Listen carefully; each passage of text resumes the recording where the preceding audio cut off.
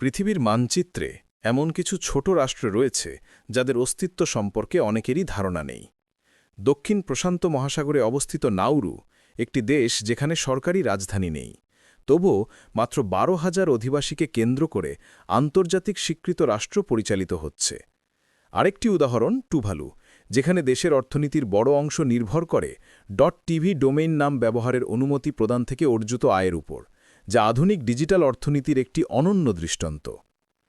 ইউরোপের কেন্দ্রস্থলে Andorra, Spain ও ফ্রান্সের মাঝে অবস্থিত একটি রাষ্ট্র, যেখানে দুইজন রাষ্ট্রপ্রধান যৌথভাবে ক্ষমতা প্রয়োগ করেন, একজন ফ্রান্সের প্রেসিডেন্ট এবং অন্যজন একজন ধর্মীয় নেতা, যা রাষ্ট্র কাঠামোর ক্ষেত্রে বিরল উদাহরণ।